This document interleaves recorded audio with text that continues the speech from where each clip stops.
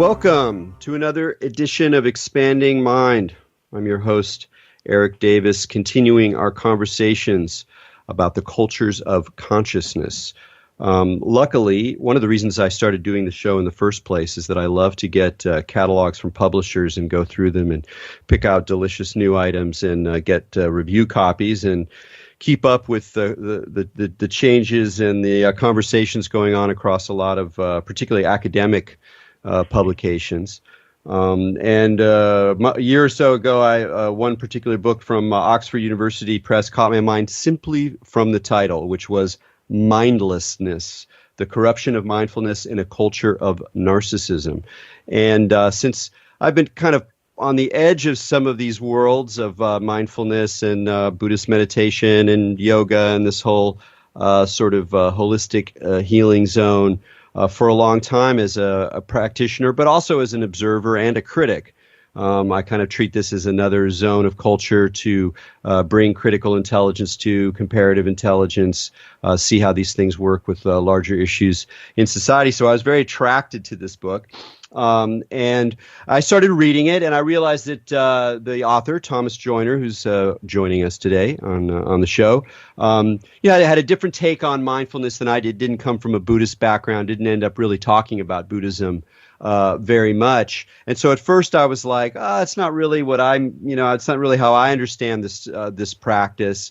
But I was sort of ensorcelled by the author's voice and his somewhat digressive but incredibly entertaining and often very insightful and provoking book, which is really not just about how mindfulness has become sort of absorbed into contemporary culture, but really the larger sort of problem of narcissism in our culture, both inside the kind of self-help, self-care, healing cultures, but really more broadly and particularly in terms of younger generations as well. And Joyner's main work is in suicide, and most of his books as an academic psychologist and a clinical psychologist have been focused on why people commit suicide.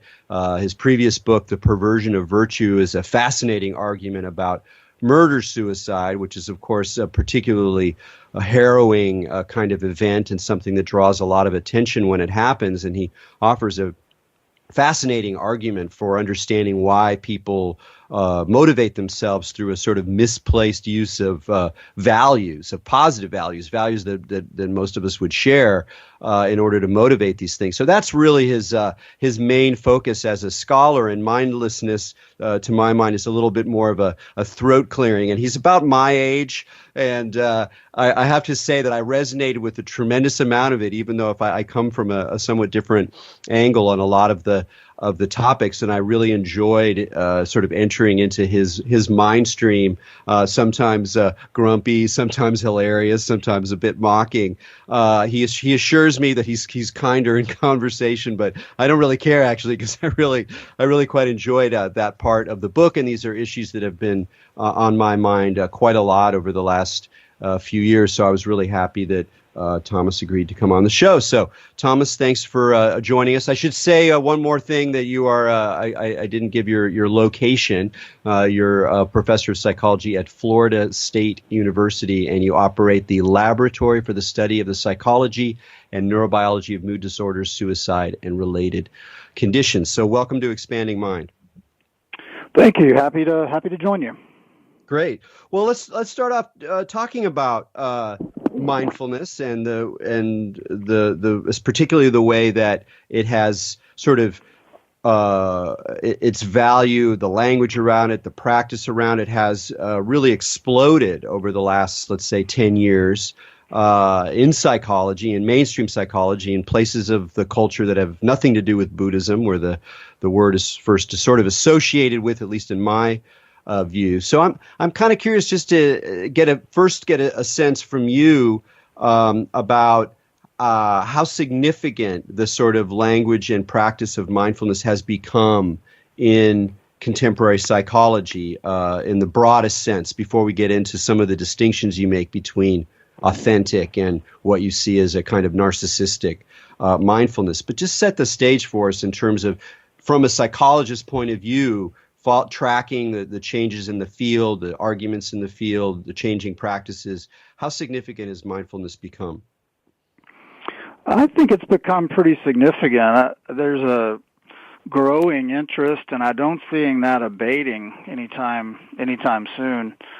There's a cachet to it that I think fuels that, and there's other aspects to it too that I think fuel it, including that it can be pretty useful when it's done in the authentic, as intended, originally intended fashion.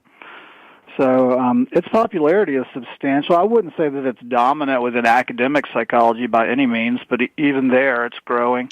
And then when you get outside of the academy and talk about just, sort of pop culture, general culture, just general mental health settings, the interest is substantial. Well, and so since you mentioned this distinction, you take the bold stance of writing about authentic mindfulness, and I noted something really interesting in the Amazon reviews for the book. There were 2 reviews, which to my mind doesn't suggest that it does. Just because there's only 2 reviews, it doesn't mean it's not a great book. There was a 2-star who was someone who was like, I'm a long-time Vipassana meditation practitioner, and this guy, he might have done a retreat sometime, but he doesn't understand mindfulness, and, he talks about authentic mindfulness, blah, blah, blah. And then the other review was a 5-star, was another person who was like, I've been practicing meditation for, 20 years or 5 years or whatever, doing mindfulness practice. And I was his insights and his critiques were incredibly meaningful and really reflected my experience of the people around me who are doing these practices and seem to just becoming more self-obsessed. So it was really interesting that there were both meditation practitioners, and they had these very different views of it. So, what for you when you say authentic mindfulness? What are you aiming at? In a nutshell, I view it as the non-judgmental, dispassionate awareness, moment to moment, of everything, and as much as as much as everything can be attended to. And the point of departure that I think definitely separates me from what I view as distorted mindfulness. And I actually, I don't really pretend to speak as the authority on mindfulness, but I think it does separate authentic mindfulness from just perversions of it. And it's that when I say attention to everything, I mean especially not including oneself. And that's where I think the distortion creeps in, is that the versions of it that concern me and that I criticize at some length in the book are very self-regarding. They turn mindfulness inward way too much, whereas I think that the self, when you really get dispassionate about it, and again, that's supposed to be part of the definition, if you get dispassionate about it, the self is one of the least interesting things about the cosmos. And so it seems to me ironic that would be the first item in a lot of people's list of what's interesting. I think it's the last one. So that's a little bit on how I view the basic definitions. No, and I think that's very fair coming from a longtime Buddhist practitioner and reader of the tradition, studier of Buddhist thought. It is. I mean, I think you're pointing at one of the fundamental ironies about how a lot of certainly Eastern ideas, although we could talk about stoicism and Western forms of mindfulness, and I hope we do that in a bit, because you say some really interesting things about stoicism at the end of your book.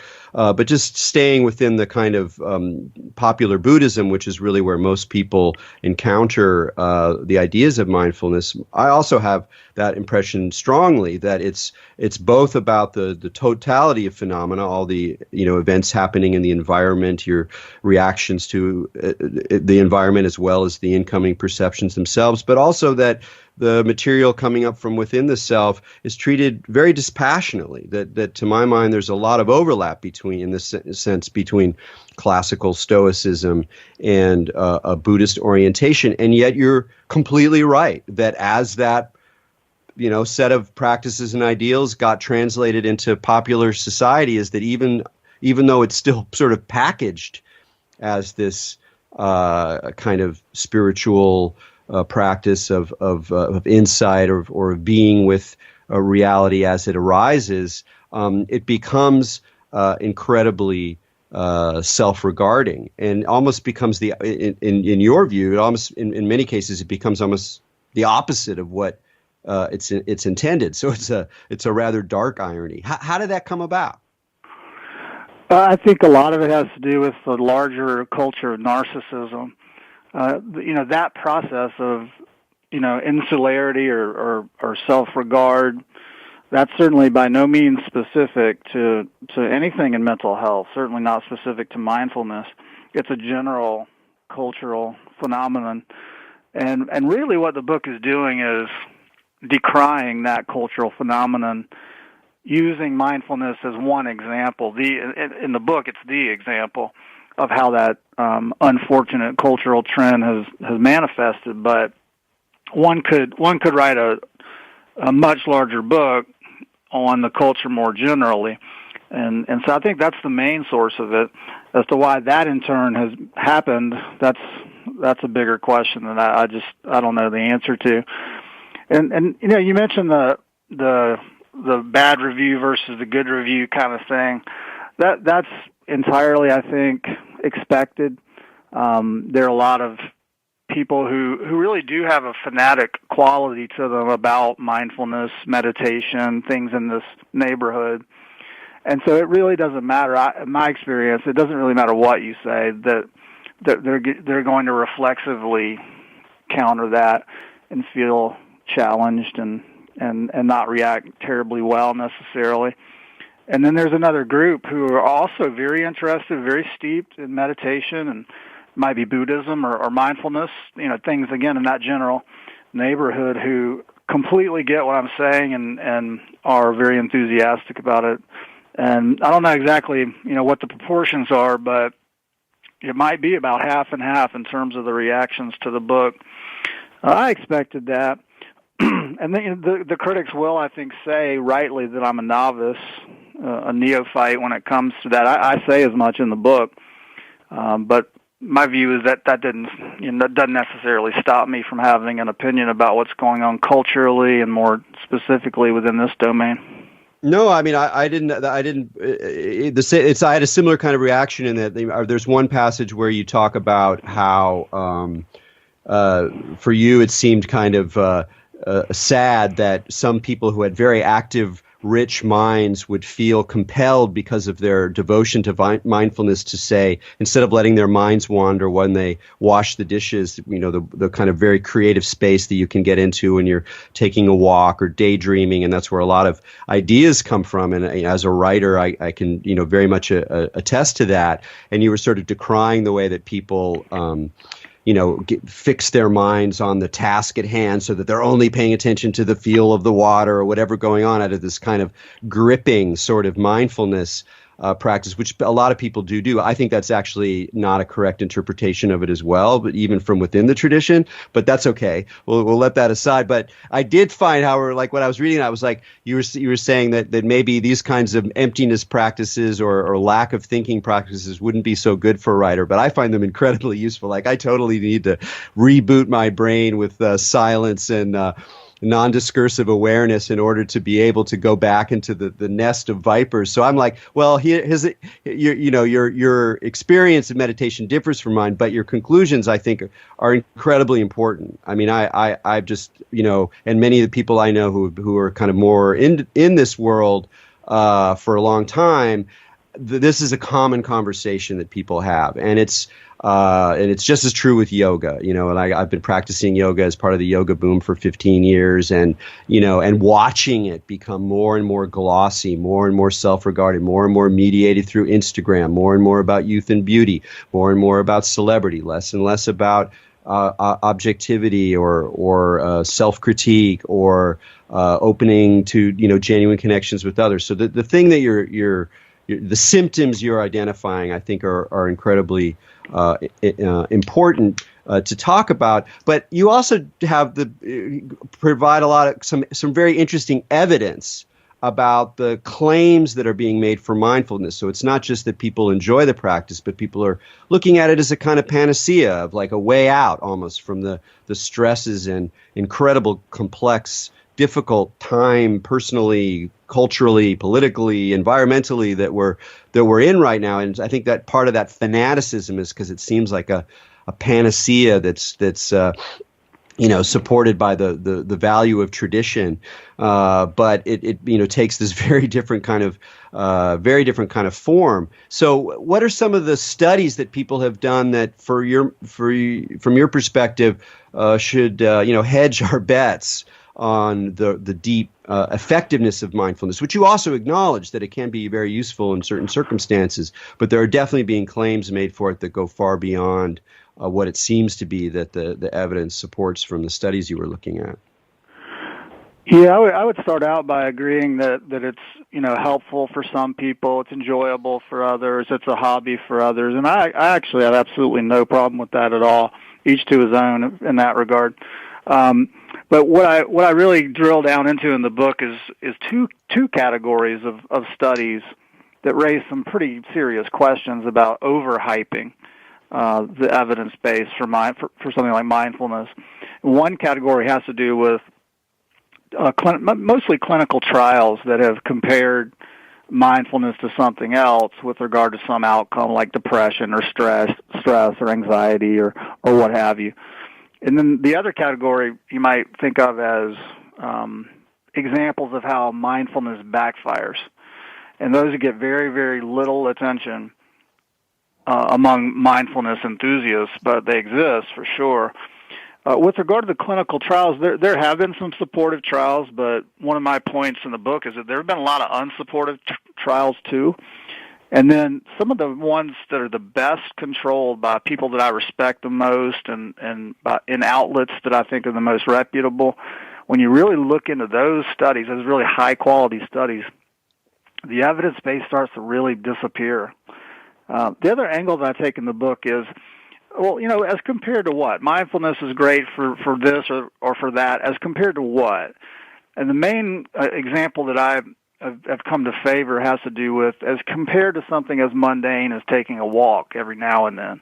If something's a panacea, if it should be on the cover of Time magazine like mindfulness has been, well then you would think it would outperform taking a walk every now and then. But it really doesn't when you look at the studies carefully. So I came away unimpressed with the clinical trial base, but still with the attitude of, sure, if you like to do that, and if it's relaxing to you, if it's a hobby, why not? But as a cure for these incredibly difficult, complex behavioral medical issues, it's not even close to that. And with regard to the backfiring, you mentioned writing a while ago, and it's interesting to think about that. At least when I'm writing and things are kind of clicking, the state is sort of, in a sense, it's kind of like so focused that there's not really time for attention to whatever's going on outside the window or whatever's going on inside my head. It's just what I'm writing, and that's the entirety of what I'm attending to. And what's interesting is that if you get people to be mindful, it can disrupt those exact times of flow. Or to take another example of elite performance, like putting in golf. And so that's sort of what I meant by the backfiring category of studies. There's some evidence that mindfulness, it can be helpful sometimes, but it can also backfire sometimes. Yeah, and I think in that case, that's where you get into these issues of like what people really mean by it. And they're in my, again, this is just from my perspective, I'm not grounded either in clinical studies or in some particular Buddhist tradition. This is just from my experience of being a meditator and spending a lot of attention on attention. Is that it seems to me that one of the ways that people interpret it is there's this real gripping quality. So it becomes like in sports, you talk about the problem of choking when people get too self-aware, and so their reflexive intelligence, all the skills they've built up that become more and more sort of not necessarily automatic, but kind of out of occurring outside of conscious decision making. The choking can intrude when there's too much awareness around those processes, and you're not able to do that. And I think something like that happens when people are kind of gripping onto an idea of being present or an idea of being aware that's kind of mechanical. And I even in my own experience, I think I went through a period when I did that. And maybe you need to do that for a little while as a part of training. But it's very different. I think it can be very different than that, where it's much more about allowing whatever's happening to kind of be occurring in the space and not necessarily trying to like force it into a certain kind of category. So I could see some of the things there. And I can also imagine that it doesn't always help with depression, because if it seems like one of the, you're the expert here, but like that one of the features of depression is this kind of rumination, where there's a sort of like repetitive self-referring loops in the mind that kind of grind your focus and your emotional state down and down and down. And yeah, you can be mindful and try to return your attention to just what's going on.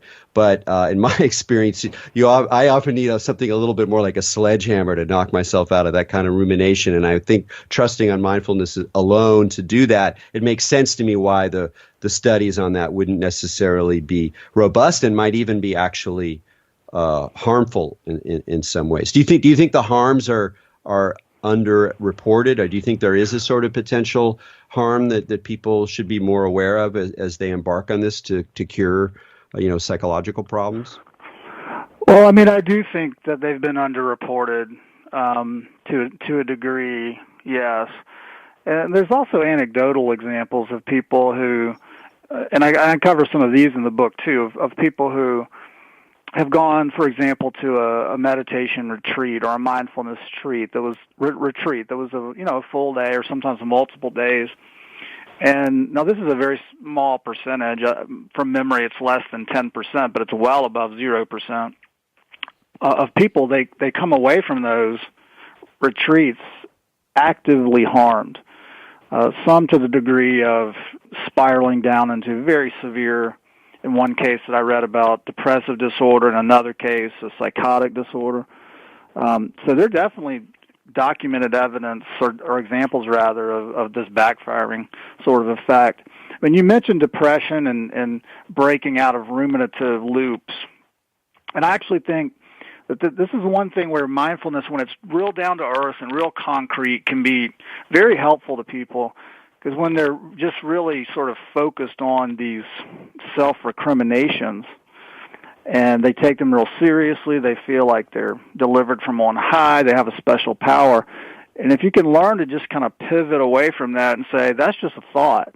All that is just a mere excretion of my mind, and it doesn't deserve any more power or any more credit than other excretions of myself, like saliva or sweat. That's all it is. If you can do that, I can see how that would be helpful for depression. So, I don't want to throw out the baby with the bathwater when talking about this, but the parts that I don't think are helpful, because notice in that what I just said, that example, it's very selfless. It's saying, whatever happened to come up from my mind, in this case, self-recrimination, who cares about it? It's a mere trivial detail among trillions and trillions and trillions. It should be dismissed. Notice that's selfless, and that version I resonate to that. What I'm really protesting is when people turn that back around and make it all about the self. That's where the problem really exists. Yeah, that's really, really clear. But I want to stay with that positive example, because I think let's talk a little bit about authentic mindfulness there, and then we can get more into the narcissism critique. First off, I think that again is a great example of the ways in which authentic mindfulness is in accord with traditional Buddhism as well as with Stoicism. And there's something also about your description there, where you emphasize what you also call in your book our creatureliness. That there's something about the contemporary psychological frame, in terms of pop psychology, how people are thinking about themselves, that tends to want to hide from the creatureliness, from the fact that we are sweating and with the saliva and we smell and we got to eat and digest, and there's all these processes that we're absolutely embedded in, and that our resistance to that is also then becomes a resistance to other other features or other ways of thinking about our experience that could potentially allow us to reframe, in this case, voices of self-recrimination that seem to be like, oh, now I know the truth about myself, that I'm utterly worthless and am a burden on society. And you recognize, like, oh, I'm just farting again here, or whatever. Like, and there's some way in which the honesty about the body, as well as the honesty about, or the awareness of the kind of endless stream of crap that our minds come up with, that is one of the ways towards this kind of more authentic mindfulness. So I thought it was interesting that you used these bodily examples, which also come up in certain Buddhist readings, the teachings that I've read. But you use the creatureliness of us as one of the ways to ground, get away from believing in this case, these sort of self-recriminatory voices. Yeah, I mean, I didn't really think of this for the book, but it just occurred to me. I kind of wish I'd put it in there because I think it might be pretty good. But my thought is that it's, we're literally stardust. Our bodies are literally stardust, and the current culture of the self, I think, will view that and say, oh, we're all as important as the sun. Everything revolves around me, just like it all revolves around the sun. Whereas my view of it is you're just one speck in trillions and trillions and trillions of stars. In that sense, I like that stardust analogy. But I agree with you that creatureliness, that bodily aspect, that's obviously essential to our natures. It's very consistent with the sensibility of the book, which is that, we're not particularly special. This particular moment in time is not all that special. There's nothing to be narcissistic about, really. And so that's all that line of thinking, I think, in my view, kind of buttresses one another. Yeah, well, so as you said, I mean, this whole issue of narcissism is very complicated. There's a lot of different elements of it, but one thing that's popping in my head, it's popped up twice in our conversation so far, so I thought I'd say it, is there. I've read a couple of accounts of the sort of first wave of Eastern teachers that came to the West in the 60s or 70s, Buddhist or Hindu. It almost kind of doesn't matter in this case. And one of the things that a number of them reported, that one of the things that was peculiar about the people they were teaching then is that they were not at all prepared for the what we would call problems in self-esteem that people had, that people felt terrible about themselves in some ways, or they felt they were worthless, or those kinds of feelings. And it seems to me that in some ways, this kind of current culture of narcissism, partly bound up with the way in which we have taken in these Eastern practices, is this kind of like massive overcompensation for something that was also a problem at the beginning of the thing, that people weren't quite ready to be genuinely or authentically selfless because their selves were so broken that they had this kind of sense of not being good or not being worthwhile, not being worthy. So you don't talk about that too much in the book, but is it possible that part of this narcissism we see now, partly using psychology as a way to justify itself, is it kind of in reaction to a sort of earlier moment where people just didn't feel good about themselves at all, and so they kind of needed to be some sort of balancing that kind of went too far, or is that too naive a story? It's an interesting possibility. And to tell you the truth, I just really don't know the answer to where this surge of narcissism comes from. I don't really attribute it to being all that special, in the sense that I think the pendulum swings back and forth over history pretty regularly, away from selfishness and then back towards it. I think you can see that pretty regularly throughout a lot of strands of history. So I think it's just kind of the natural tension that kind of keeps pulling from both ends, and the selfish end, for whatever reason, is winning these days. I trust that pendulum will swing back, although some of what I discuss in the book makes me question whether that's true.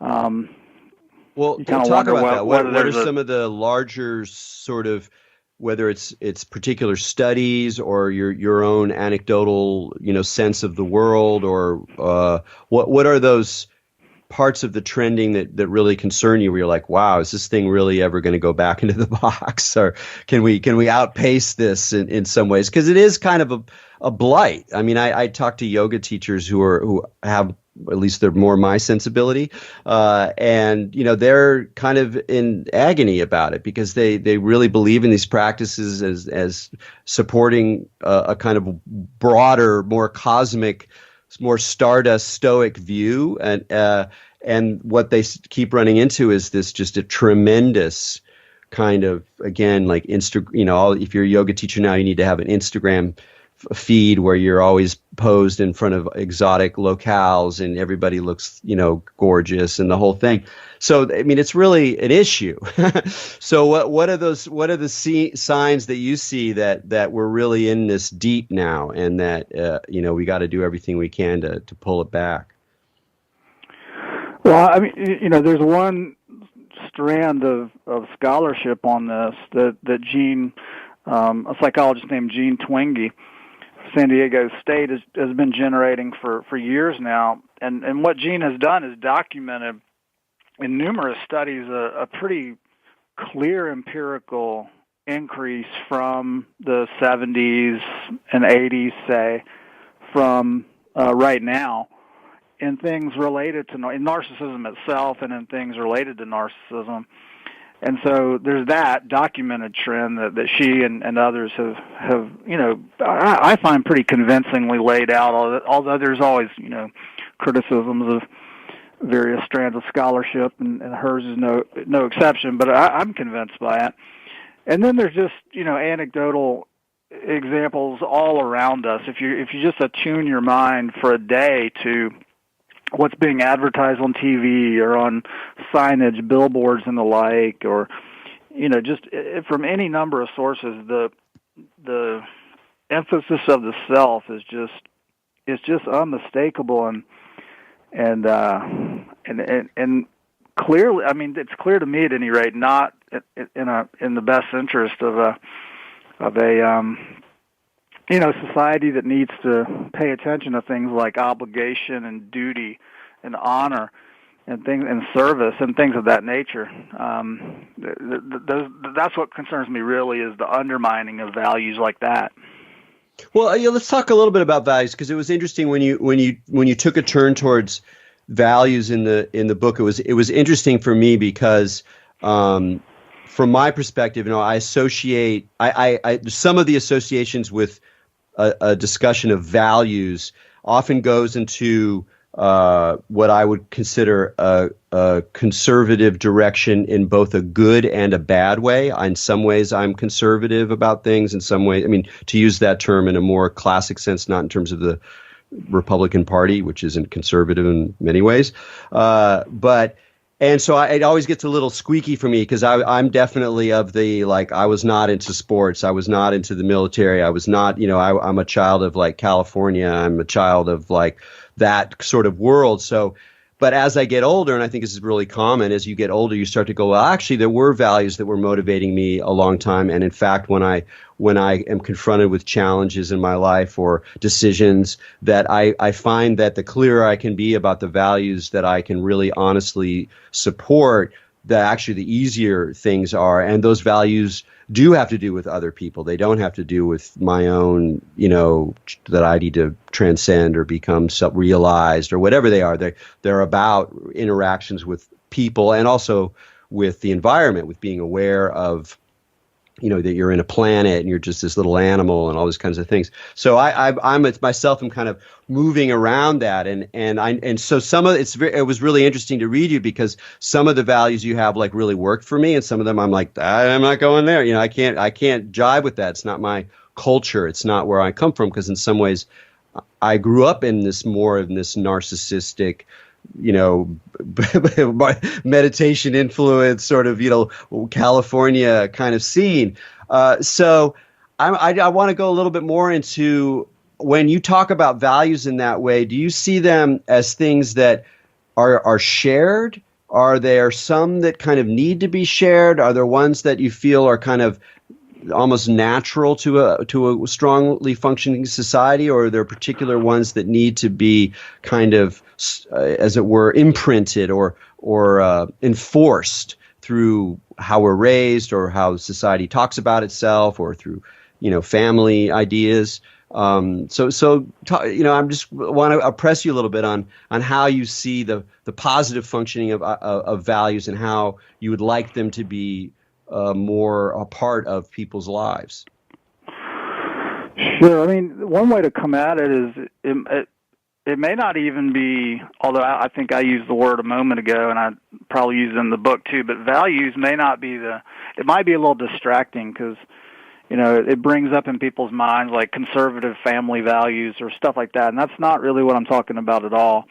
Rather, what I'm really talking about are at least two core aspects of human nature itself.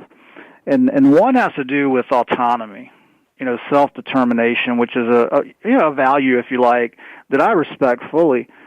But it's not the only aspect of our nature. There's a very strong, sort of aspect that's in tension with self-determination, and namely, that's our gregarious, interconnected, socially dependent aspects, where we're just mere organisms that are very dependent on everyone else, and without them, we like a lot of species in nature, we would perish, and that's an important aspect of our nature too, just as important as the more self-oriented autonomy value.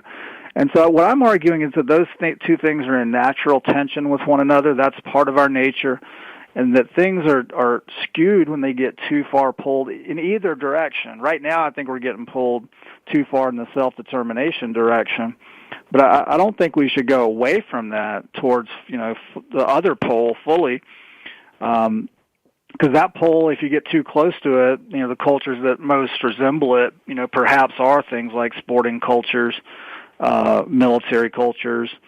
Not for everybody. I fully understand that. But somewhere in the middle, I think, is for everybody. And my sense is that we've gotten away from the middle a little too much. Yeah, I would agree. And again, just as thinking at it as a Buddhist, it's again really ironic because one of the things they're telling you is like there isn't really a self, and that the reality on some level is defined by the interdependence of everything that does not exist on its own. There, you don't exist on your own. You're always in relationship to others, to the world, to the past, to karma, whatever you want to call it. And it's just funny how even at a time of a lot of discussion of environmentalism, there's a lot of, we're very aware of ecology now. Ordinary people are facing the realities of climate change unless they're strenuously denying the realities of climate change. That's another conversation. But in any case, it's definitely in our face that we are dependent on food systems. We're dependent on the bees. We're dependent on what happens with the, with weather patterns, and that we're all very, very dependent on these things. And yet somehow it doesn't really enter into the self in the same way, like that there's still this kind of room for turning away from the awareness of that kind of interdependence. So, in this case, what is to be done? The classic question, what are some things that we can do to sort of, underscore that, to shift the gaze, as it were, away from the endlessly recursive, self-mediating self that seems to be driving so much of cultural activity these days? Yeah, it's a big question, and one thing I say in the book in response to that question is to punt, kind of. I mean, in all honesty, I really don't know of any really thoroughgoing solution to that. But what I do kind of go through are, several, a collection of small things that might add up to something that might, that might just kind of push the dial back towards the middle, along that continuum from self-determination out to the other pole towards, interdependence on one another. And one of those things I do think is a promoting and a full understanding and a promoting of the values of stoicism. Here too, I confess that I'm no expert. Just like with mindfulness, I'm no expert. I have to confess up front, I'm no expert on stoicism, but I do see the value in it, and I think it, like mindfulness, can be distorted and misunderstood. The parts that I like about it, at least one part that I like about it a lot, is some of the similarities it shares with mindfulness. For example, an awareness on the present moment about how that's what's in front of you, that's what you got most true control over, is what's happening right now, not what's going to happen so much, and certainly not what has happened, but what's happening right now. And then the other thing is an appreciation of how ephemeral everything is. And what that, some people take that to mean, that's tragic or that's sad or that's morbid because it means that everybody's going to be dead within years or decades or whatever. Yeah, I guess so. But on the other hand, kind of flip that around, and what it says to me is, if that's all that's true, well, then think how special this moment right here is, and this moment too. And that's kind of what I take Stoicism to mean. And interestingly, it's got a lot of commonalities, a lot in common with what I view as authentic mindfulness as opposed to the distorted versions. Oh, absolutely. I think that's my, I remember when I encountered Stoicism in my 20s, and it was a life changer. Even just, reading a few texts, reading Marcus Aurelius, reading some contemporary, Stoics, and I think it's an incredibly valuable thing. But it's hard to, it's not an easy sell. That's part of the problem, I think, is just that because we're in this hyper consumer culture, and that the objects of consumption or the things that are being sold are our own experiences, mind states, attitudes. I mean, it's becoming really incredibly close, the sort of loops of consumer ideology and who we are. It's like they're almost like one thing now, woven together.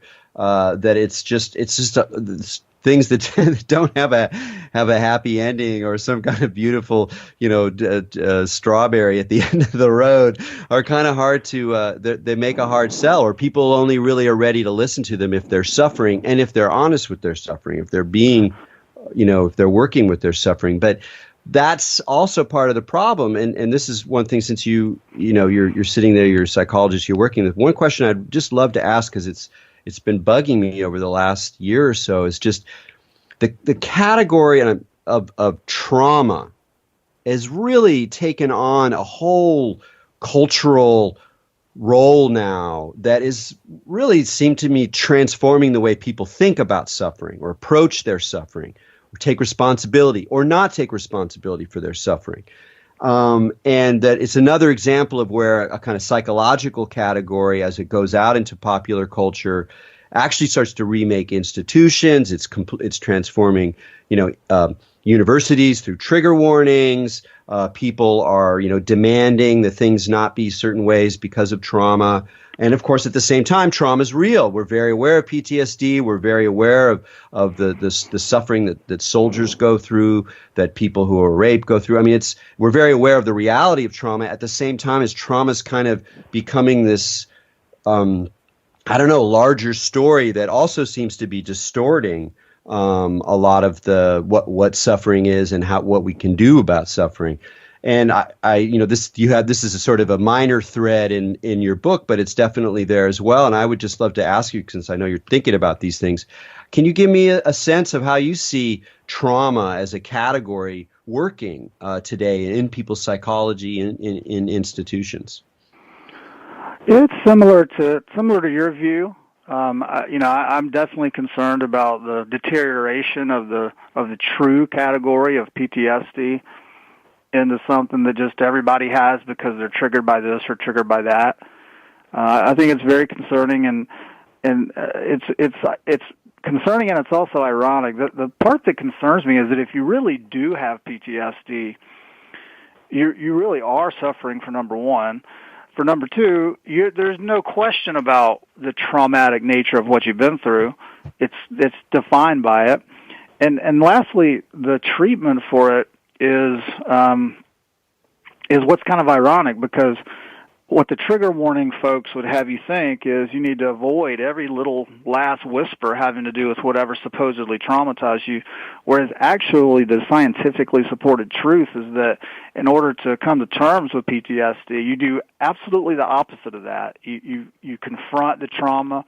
Now, it needs to be gradual, but still gradually over time with coaching and with therapy, you confront the trauma and work through it in direct fashion. And that's just the opposite move of trying to avoid every last, reminder of it or any passage having to do anything with it. I mean, one thing I'd like to remember is that PTSD is a very real condition. And when you have that condition, it's to put it mildly, irksome to hear other people claiming that they have it or any version of it when they absolutely don't. I mean, imagine, just to give you an analogy, if someone's suffering with schizophrenia and that person's talking with some person, some friend or acquaintance, and the acquaintance says, I'm feeling really schizophrenic about things today, meaning that their mind's mixed up or they, lost their focus. It's offensive to say that to somebody who really does have schizophrenia. And I feel the same way here a little bit about the changing of the boundaries of trauma.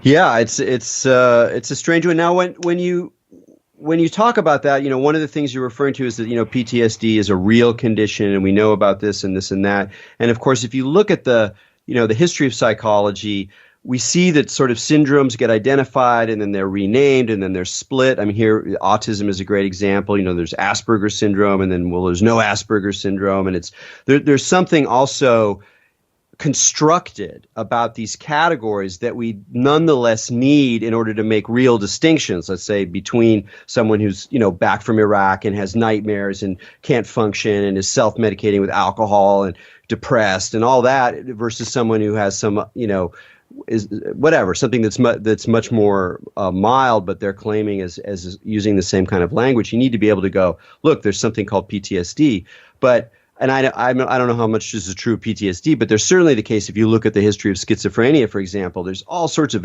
different accounts, different words, different clusters of symptoms. There's something constructed about psychology that, some critics go so far as to say, oh, it's all just a construction, it's all just a story, blah, blah, blah.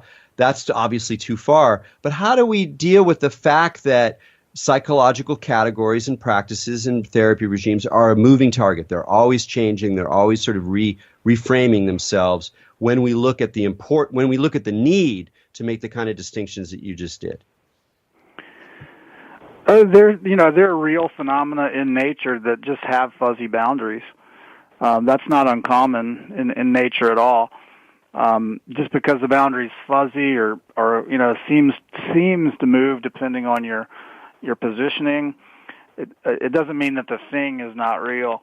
And so I think what that means is that some back and forth about, boundaries of a category like, say, PTSD or schizophrenia or any really of the mental disorders, I think that's natural enough to have a scholarly, objective debate about that.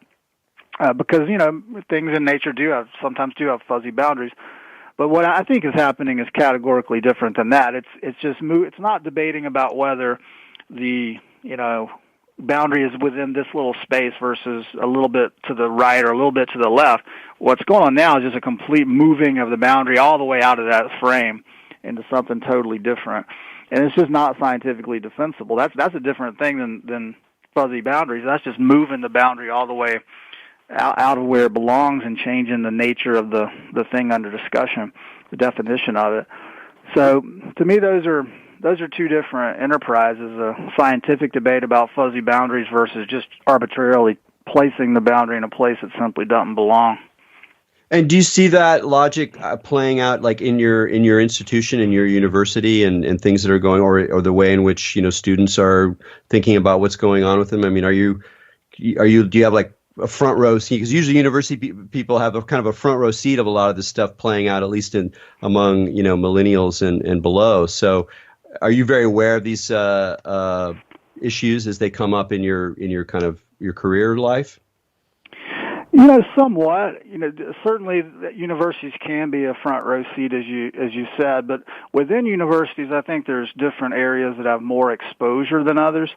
And this department of psychology that I'm in, like most departments in the 21st century, is a science department. It's not part of the humanities or any other thing than science. And there's something about an emphasis on science which sort of turns down the volume on a lot of these kinds of problems. I guess it's just an empirical, an agreement, implicit agreement about among everyone that we're going to be empiricists and not, really claim that just because something feels so, it is so. But we actually got to prove it in a consensual, agreed upon, state the rules first kind of way. So I think that kind of mutes a little bit of my exposure to it, but nonetheless, I'm a creature of the university just like other professors, and so I definitely see my fair share. Well, one question that we just got, a few minutes left here, but anytime I talk to university professors, I always ask them about, even if it's just anecdotal, their impressions of, the younger generation. Let's just call them the millennials. And you do some of that in your book as well, but you do some interesting evidence-based arguments from more than anecdotal impressions.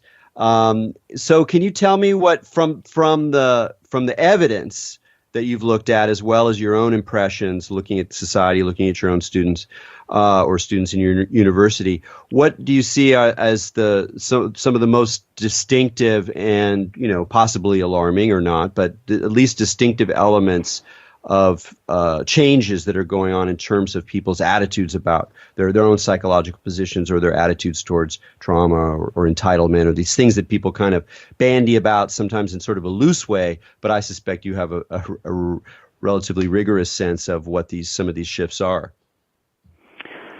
Well, I mean, one that pops into my mind that I found kind of shocking, and yet it's completely consistent with the theme of a culture of narcissism, and it has to do with how shockingly few of the younger generation are interested in things like life insurance as compared to their older cohorts.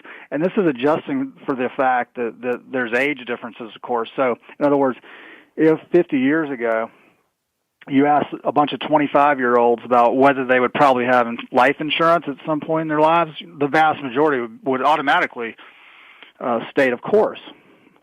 Nowadays, that's changed to where it's a minority of 25-year-olds think life insurance is a great idea.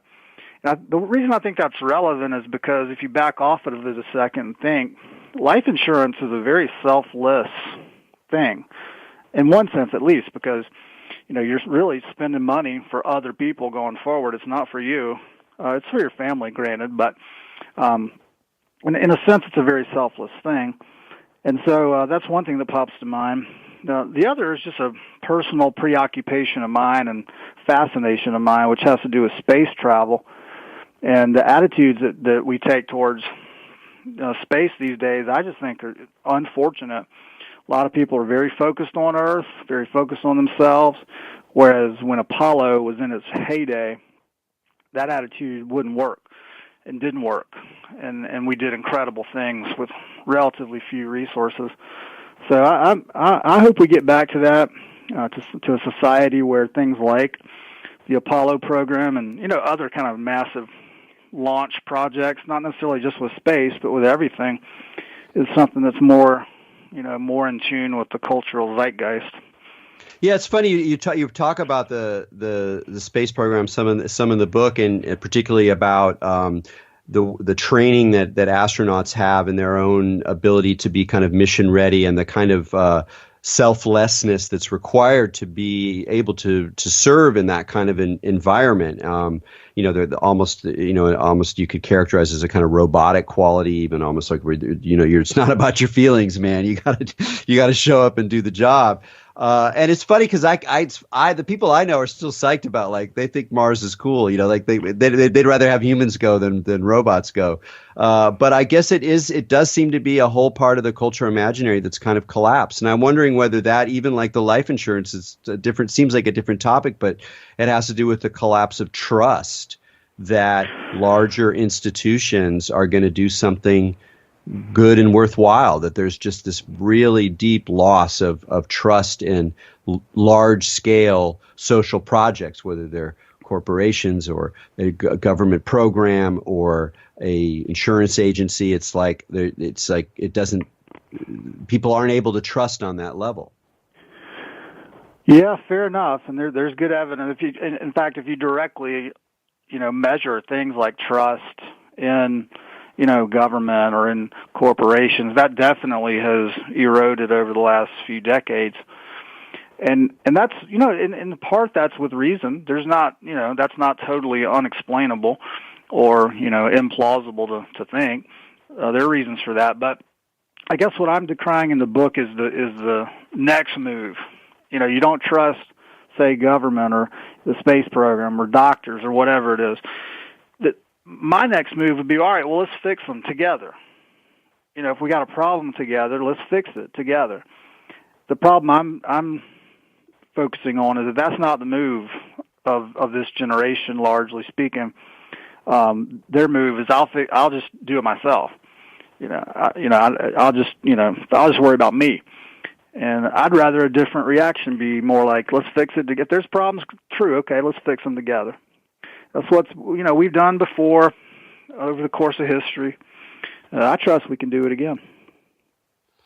Well, that's good. I'm glad you can say that. I feel bad we didn't actually talk about suicide at all, because that's your main forte, and a lot, you've written some very interesting material on it. So I did want to ask one little final question, though. When you talk about stoicism and the value that it has, and the sort of authentic mindfulness, to kind of bring it back to that, was that something that you in your own life at some point kind of consciously practiced, or did you just find that that's sort of naturally how you came to deal with challenges rising in your own experience, and some of the challenges you talk about in the book, your own personal challenges? But was there a kind of point where you were almost like kind of practiced that as an effortful attempt to overcome some of your own inherent narcissism or your own misguided thinking? Not really. I mean, I would say a couple things about that. One is that I think a lot of this is largely temperamental. Attraction to, say, military cultures or football cultures or what have you. A lot of that's just really genetic and temperamental in its development. So that's probably a large source of it for me. I'll tell you another big source of it, though, is, again, this wasn't effortfully cultivating this on purpose, but I grew up focused and obsessed with football. It was a big part of my life, and that, the kind of things that you got to do on a day-to-day basis really do push you into these kinds of stoicism, true mindfulness kinds of states that without it you just can't be very effective in the sport. And it wasn't really on purpose that I was developing that quality, but I kind of had to play ball at that level, and so that's just benefited me going forward in handling various challenges, whether they be tragedies like have befallen my family for sure, or whether they've been more positive challenges that, like say professionally, that I've had to face and have successfully navigated. So I think sources like that for me have been primary. Having said all that, I think the evidence that one can effortfully develop these productive, useful, positive, stoic values, I think the effort's there that you can do that if you put your mind to it. Well, great. I think we're going to have to end it there. Thomas Joyner, thanks so much for joining us on Expanding Mind. My pleasure. I appreciate it. Great. Thomas Joyner again. The book is Mindlessness, The Corruption of Mindfulness in a Culture of Narcissism. So until next week, keep your minds open.